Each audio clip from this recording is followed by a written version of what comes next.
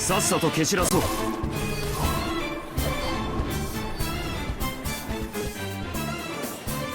Enemy reinforcements confirmed. Eliminating.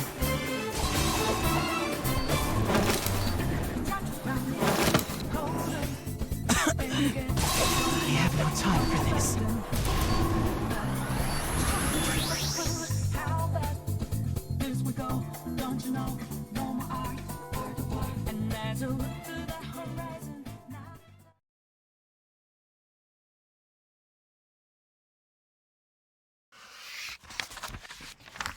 The high school girl and the phantom thieves escape the drowned space. When they emerge, they find a city tormented by a great storm, a tsunami that reaches up and up before blotting out the sky. It is the city of Atlantis meeting its destruction.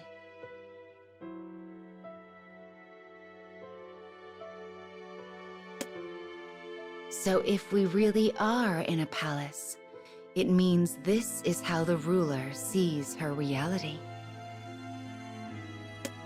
The female phantom thief solemnly conveys her analysis. Yet this city is as far from the calm depths of the aquarium as one could imagine. It is nothing short of total calamity. If this is how the friend perceives reality, it is no wonder she seeks to embrace death. Then, voices. The trio looks down and sees a great number of merfolk scattered on the ground throughout the city. They are calm, placid, almost as if welcoming the oncoming wave. The girl screams out, imploring them to seek shelter. But the merfolk turn to her with spite and resignation in their eyes. You can never know our pain. Not everyone can be like you. What good can come of living in such a world?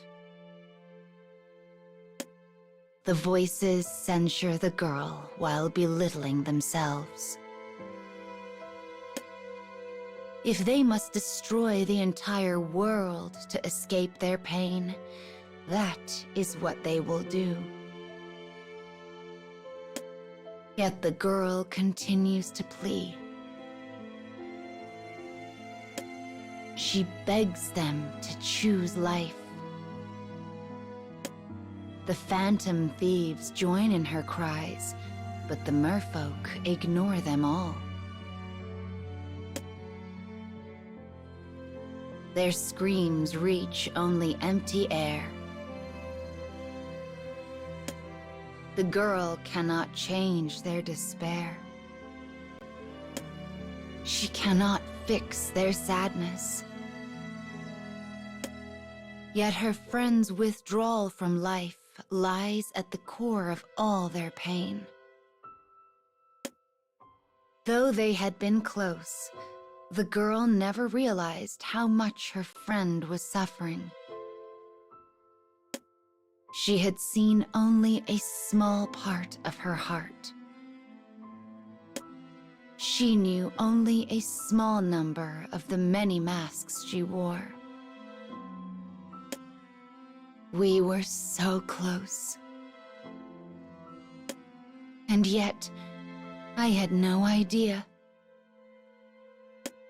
As sadness ripples across her features, the female phantom thief turns to her. I felt the same once, you know. I never tried to understand how my sister really felt. The woman places a hand on the grieving girl's shoulder, slowly lifting her back to her feet.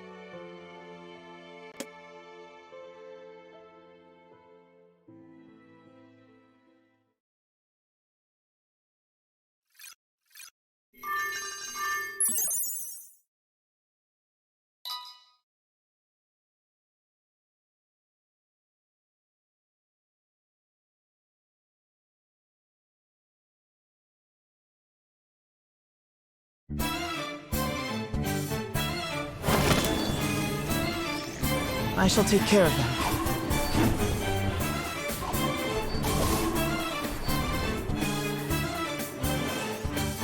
Enemy reinforcements confirmed. Eliminating.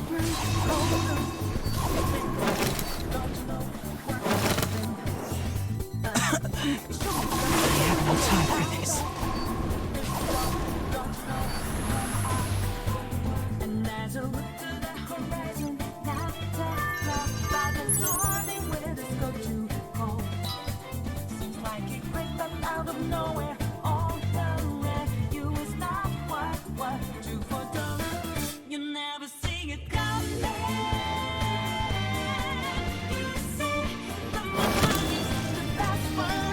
I shall take care of them.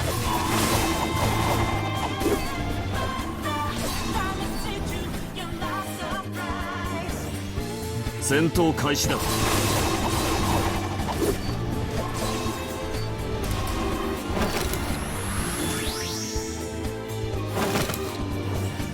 Enemy reinforcements confirmed. Eliminating.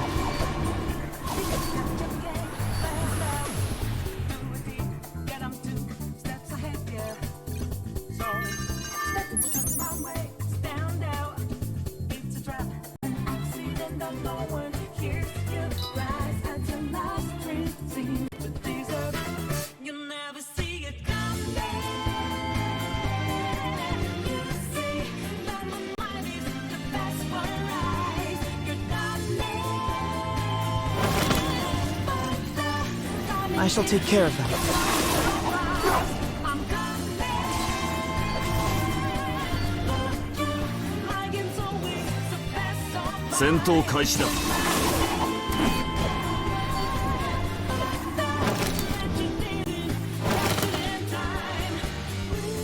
Enemy reinforcements confirmed. Eliminating.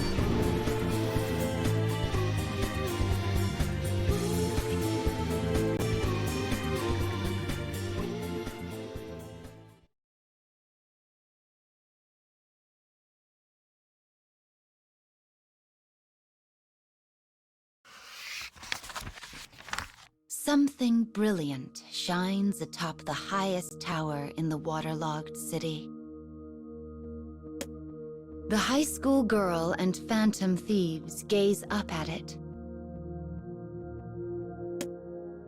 The girl's eyes are empty. She has yet to recover. She was not there for her oldest and best friend. She failed her. How can such a person hope to save someone? How can such a person even try?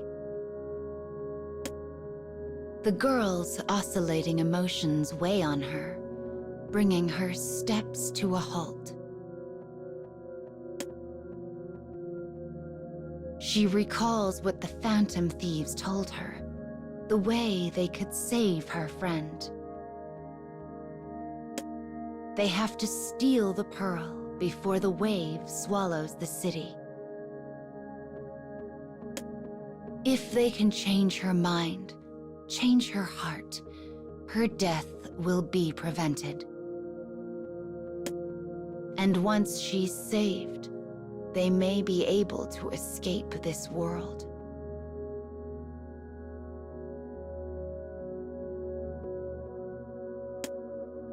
The thieves have made up their minds.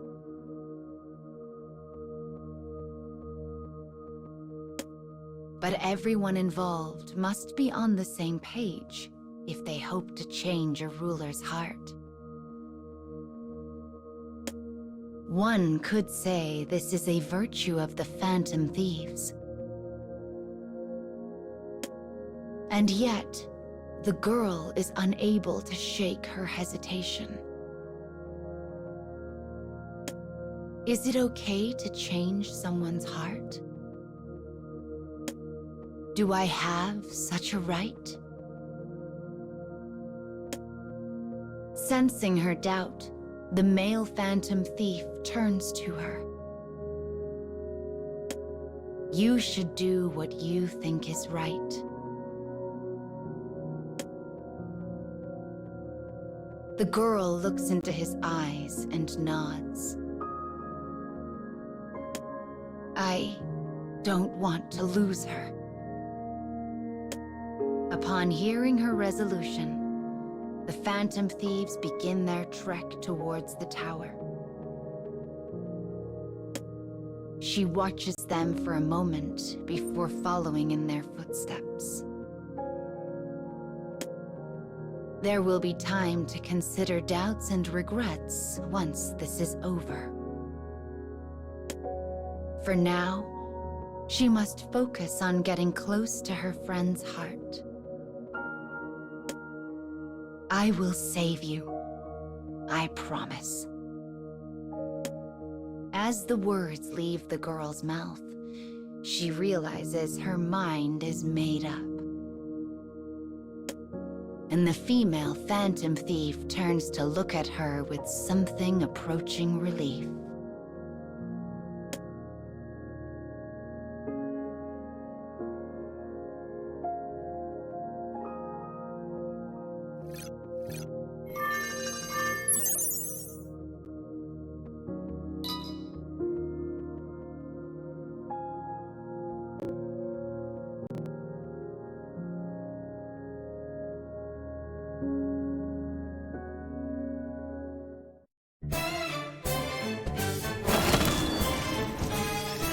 さっさと蹴散らそう。 No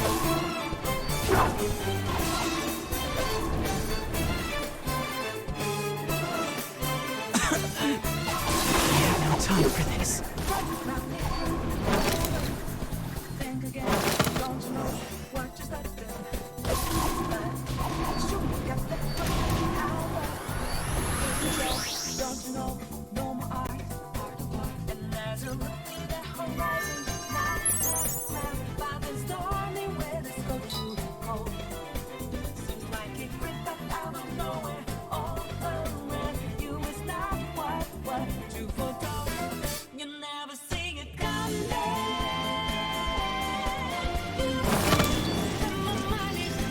Commencing mission.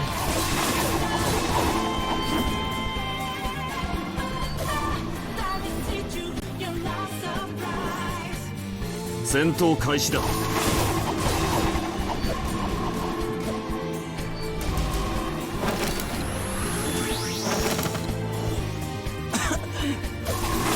time for this.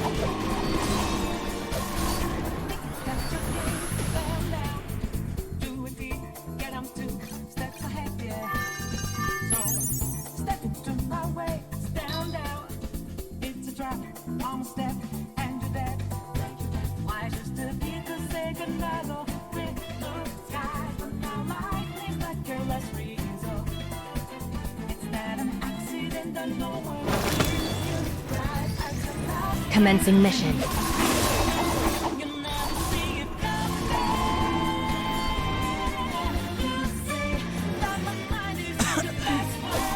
have no time for this.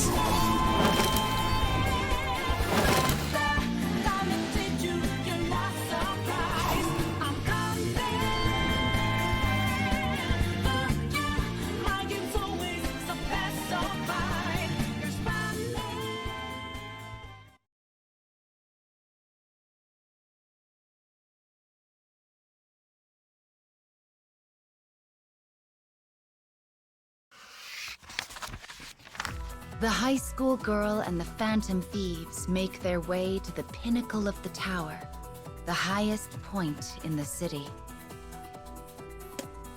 Whipping gales and flashing lightning impede their progress at every turn. The girl's friend screams, warning them to keep away. My only option is to die. Her pain is a divine voice that booms throughout the city. The Phantom Thieves fight back desperately, covering the girl as they go. But just as the great wave is about to swallow them, Arsène!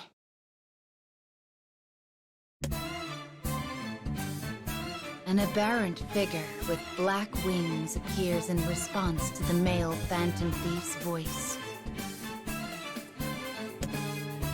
Its blue flames immolate fear. Its proud wings cut through despair. The female Phantom Thief informs the stunned girl. That's a persona. That's our power.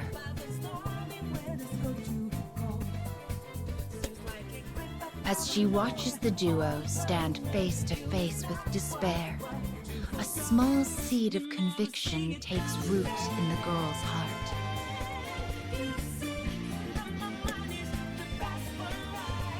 I will never give up.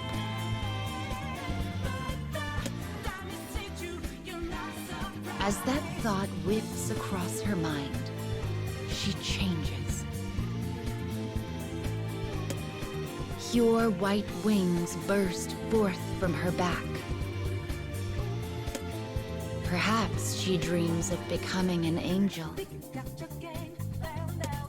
Or perhaps an angel dreams to become her. The wings are the girl's rebel soul. A rebellion against her friend's despair. She will acknowledge her weaknesses. Yet she will also choose to help her, now and in the future. The girl soars forward, and the Phantom Thieves leap after her. Your power is incredible.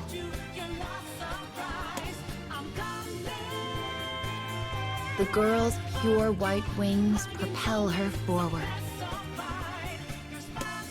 Arsene's pitch-black wings protect her. Feathers of opposite colors blanket the sky. Atop the city's highest tower, the friend continues to cradle her pearl. The girl has made up her mind.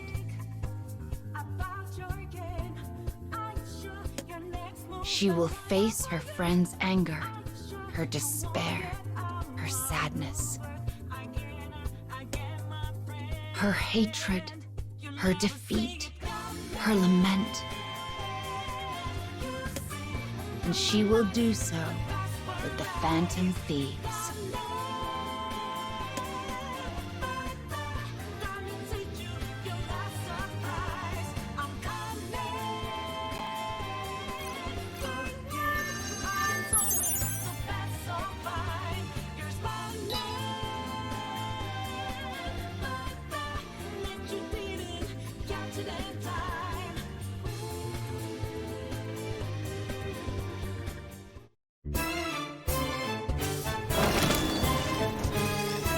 Commencing mission.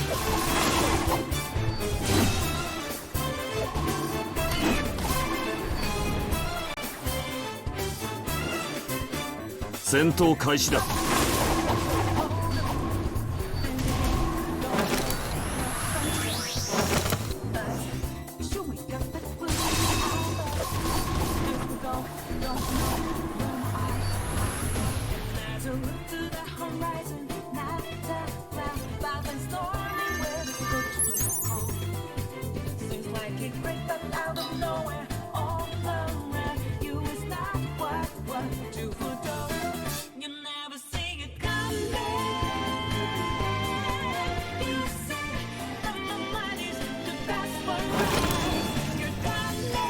I shall take care of them.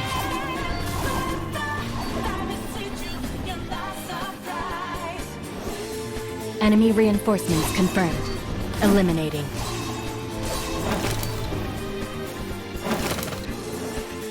戦闘開始だ。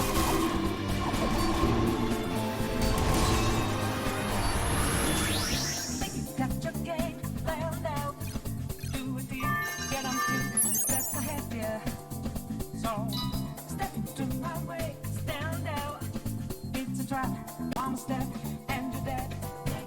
Why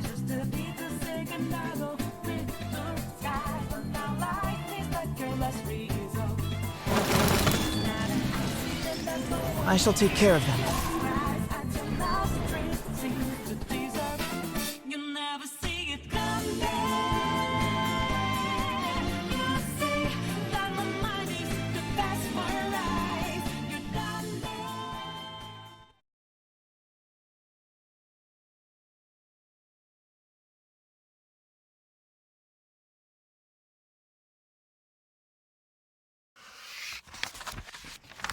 The battle against the ruler of this space ends in victory for the high school girl and phantom thieves.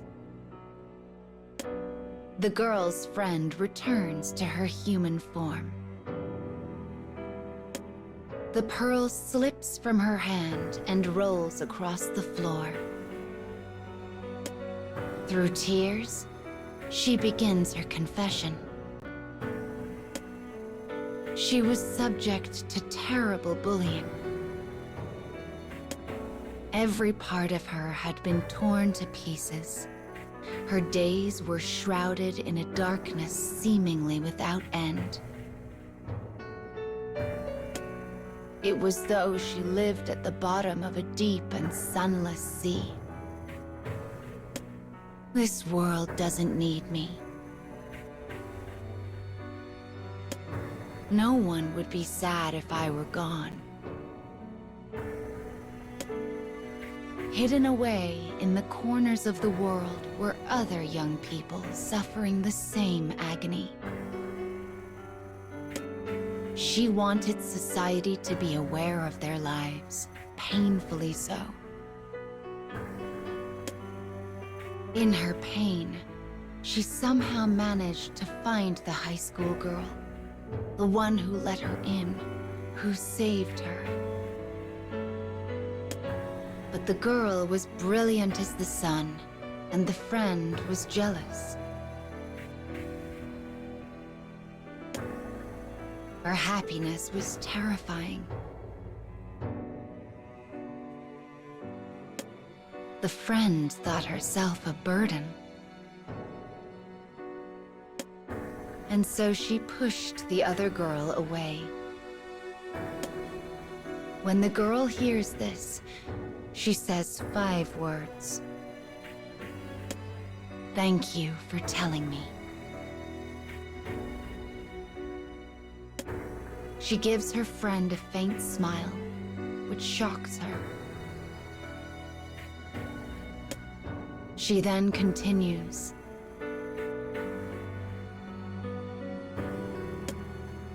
The world may not need you, but I do. The world may not treasure you, but I do. Though you try to distance yourself, you remain precious to me. You may come to hate me, but I will never hate you. I know we haven't spent much time together lately,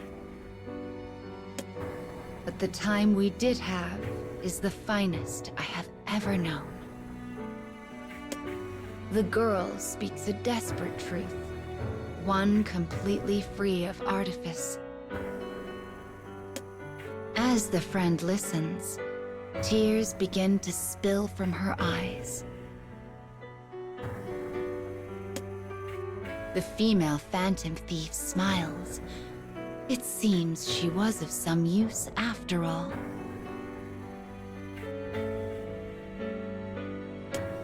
The male phantom thief nods and takes the pearl in hand. This is ours now.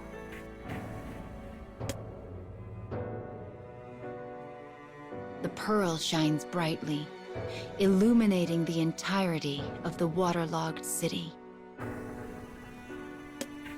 Its brilliance grows so bright, it is like this world's very own sun. The warm light chases away the blanketing thunderclouds, vaporizing the great wave that once threatened all. Pure white vapor gently envelops the city. The thieves do not understand why they have been brought to this palace-like place. But seeing the girl reunited with her friend brings them a sense of accomplishment. It is a satisfying feeling. The phantom thieves nod to one another. Their time in this place is at an end. The male phantom thief speaks then, his voice soft as he stares at the newly created sun. We don't need this anymore.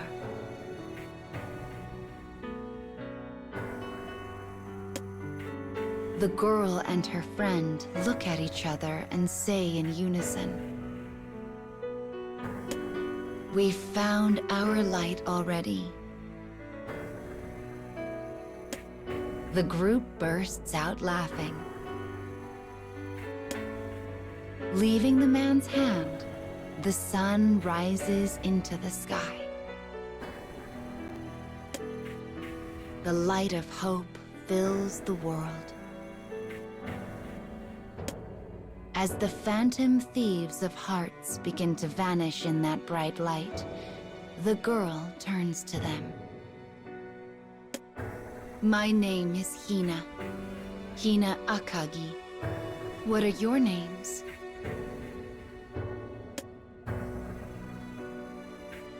Their silhouettes grow hazy in the light. The girl squints, trying to hear the faint voices that emerge from it.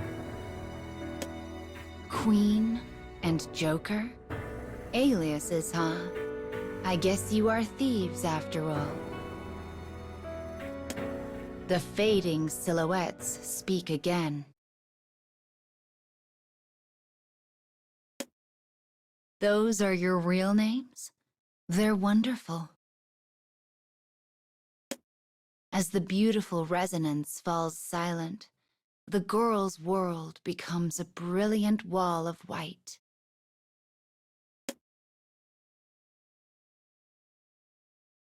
She has returned to her own world,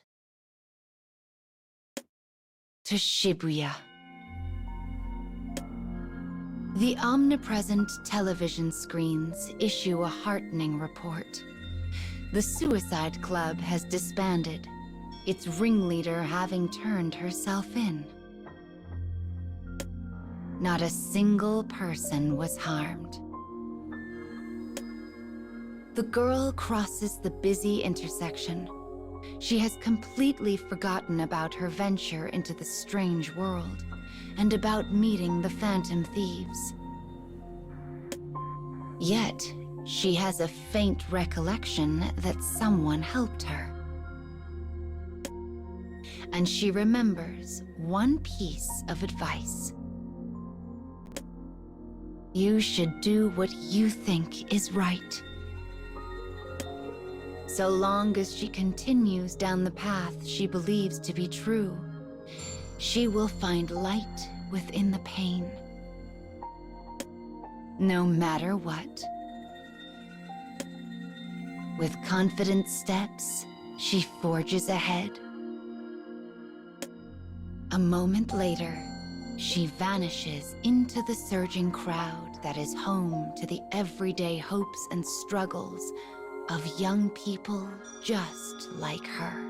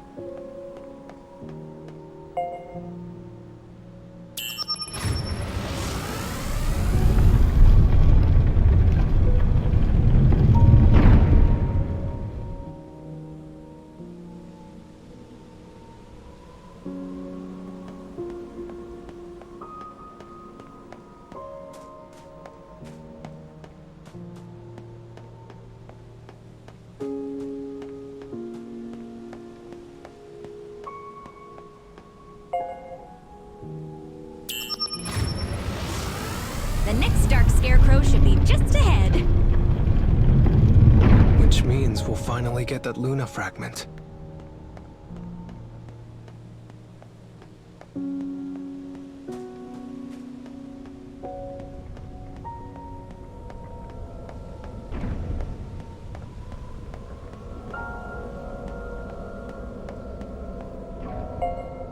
Let's see how the beast's past ends.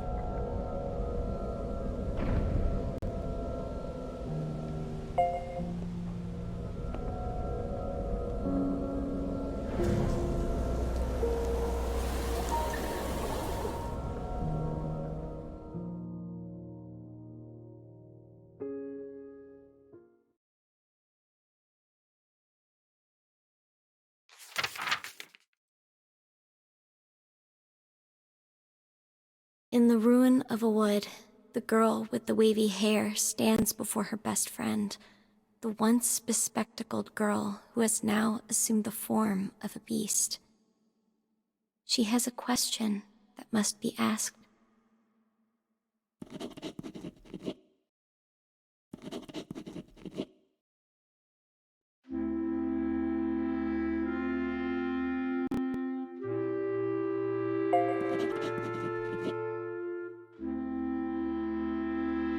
Upon hearing the answer, the girl hangs her head low.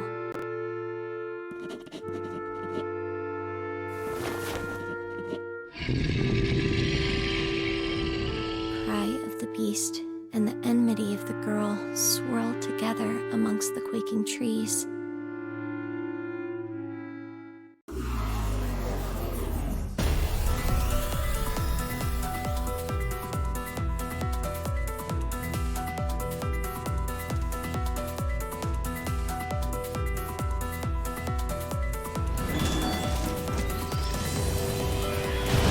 I can't believe I thought you were my best friend. Why don't you understand? Why don't you believe me? I hate you! No, no, no, no, no, no, no, no! Banish this world with disappear.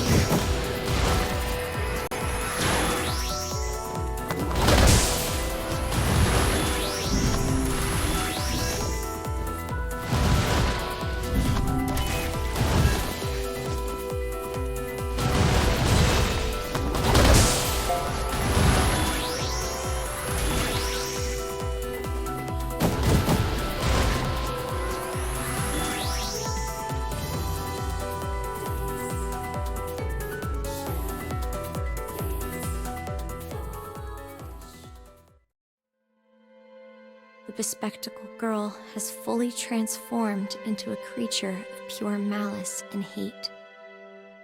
As her best friend collapses to her knees, she directs a spell at her.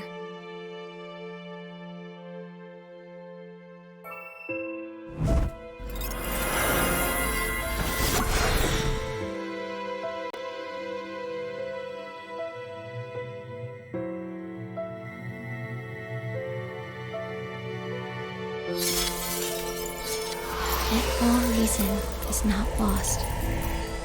Tears pool in her eyes, her fists unclench.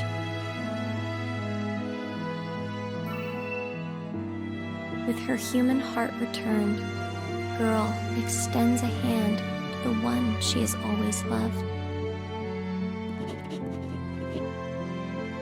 With those words spoken, the girl with the wavy hair plunges her staff into her own chest.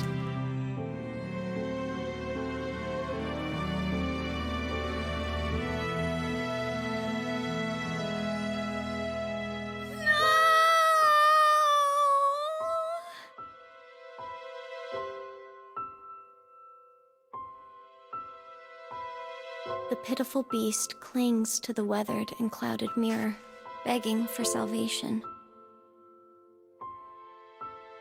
But the glass remains silent. The only sounds are the wails of the beast as they echo about the wood. There had never been a shadow. the bespectacled girl despaired over an existence where her wish would never come to pass. So she cast a terrible curse upon herself and sought vengeance against the self-same world that denied her. But when the path of her revenge came to its end, she realized that it led to nothing.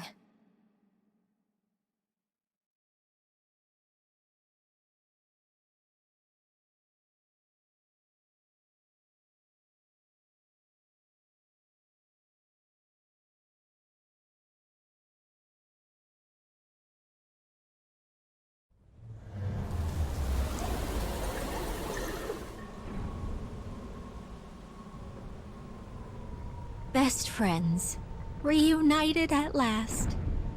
Oh, still, how can people fight if they care so deeply for each other? Conflicts can only be avoided if one party decides to endure the pain others inflict on them. That's how it worked in my world, anyway. Oh. Maybe let's save the difficult topics for some other time. 'Cause right now, it's payday!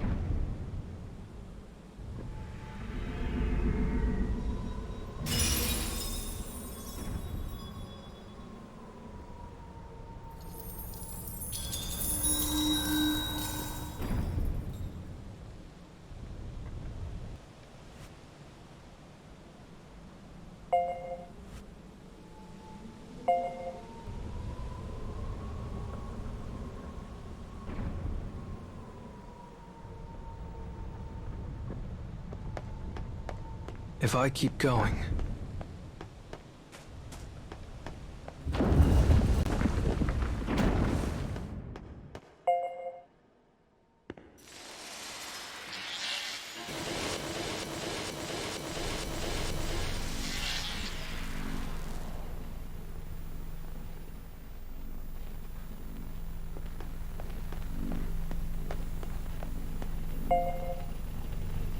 These TVs. So next it'll be my... Facing the past is the responsibility of the one who desires to change it.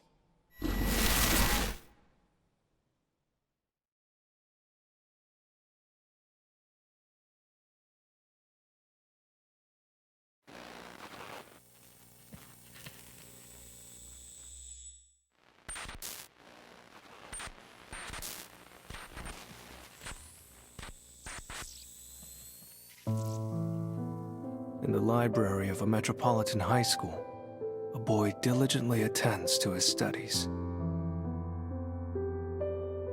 When he visits his mother in the hospital, he remains quiet, speaking only when necessary. She is bedridden as a result of her husband's abuse.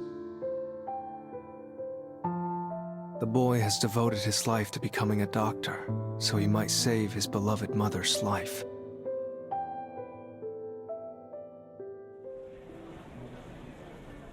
With the day complete, people hurry about their business in the evening gloam of the city.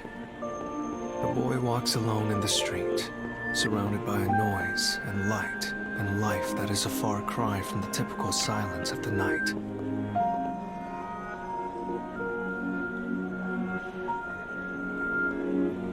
After studying at a cafe, he heads for work.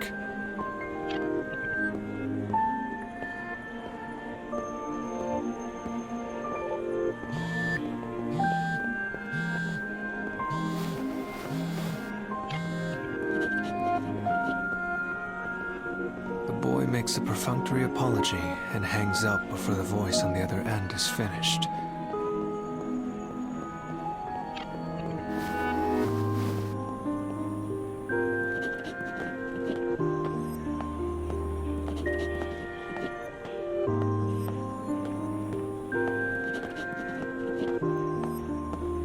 A familiar loathing for society passes across his features as he jogs down the street.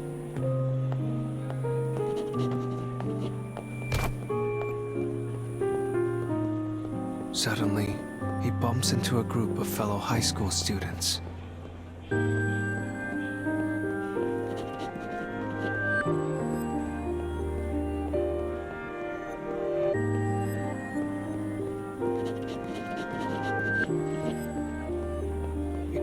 and squeak like startled insects, organisms barely worthy of the miracle of life. Deeming the interaction not worth his time, he mutters his second false apology of the evening before hurrying from the scene.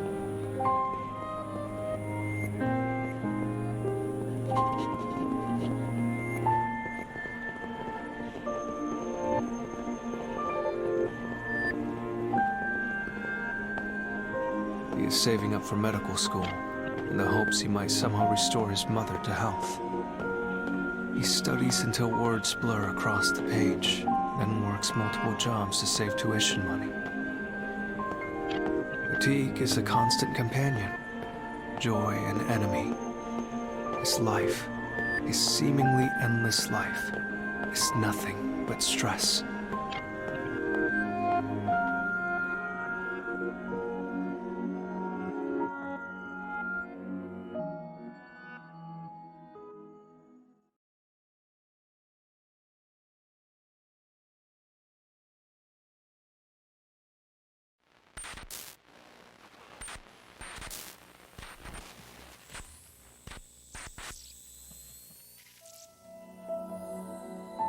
Summoned by his mother's physician, the boy sits quietly in the hospital consultation room. The man opposite slowly begins to speak.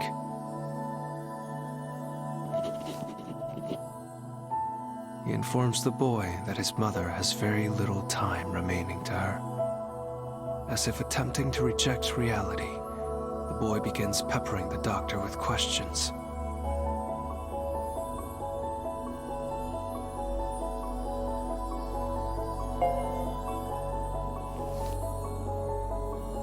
The doctor explains that his mother's congenital heart condition is worsening by the day.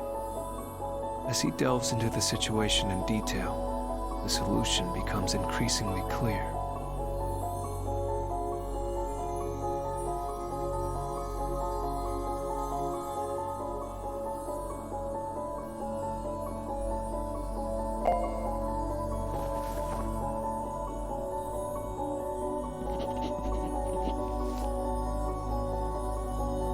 His mother will need a heart transplant. It is the only thing that might save her. Yet there are many hurdles to overcome, including finding a donor and paying for the procedure.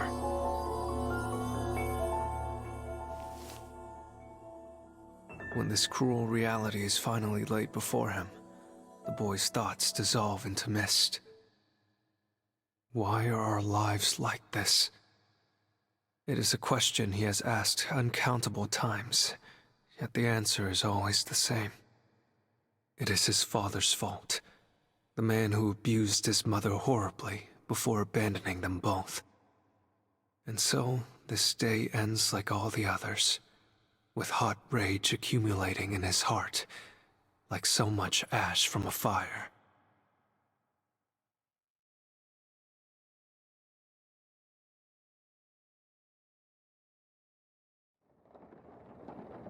The beeping of the cardiograph serves as proof that his mother yet lives.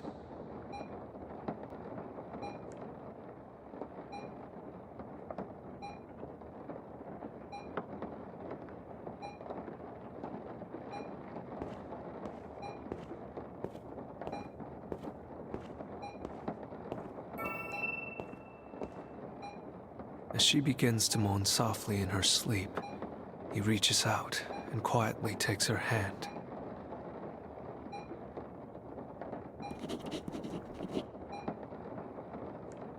At this moment, he notices something.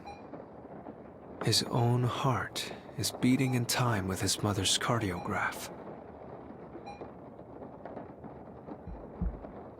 As realization spreads across his face, he places his free hand over his chest. If it's a heart you need,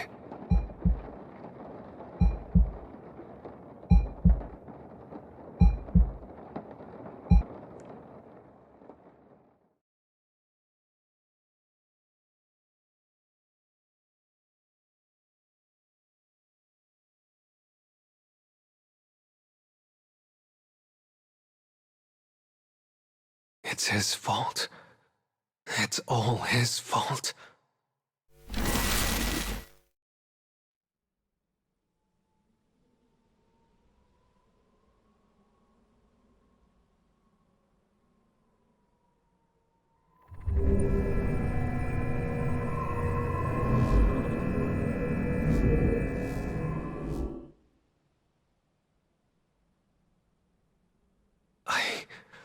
I would do anything for my mom. My own life would be a cheap price to pay for hers. Poor you. Oh, things were never easy for you, were they? But if you fix the broken moon, I'm sure your past will... Well, I'm going to work extra hard to make that happen so you can finally forget all these terrible things. Thanks. You're helping more than you think. What did you say? Nothing.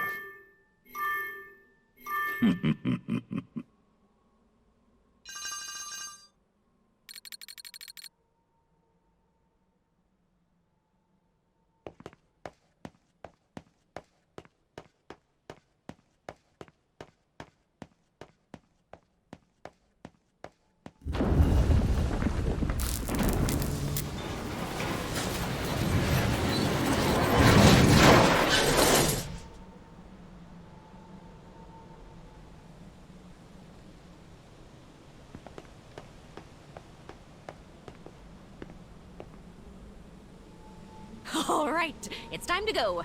Follow Mama! Counting on you. But just a little.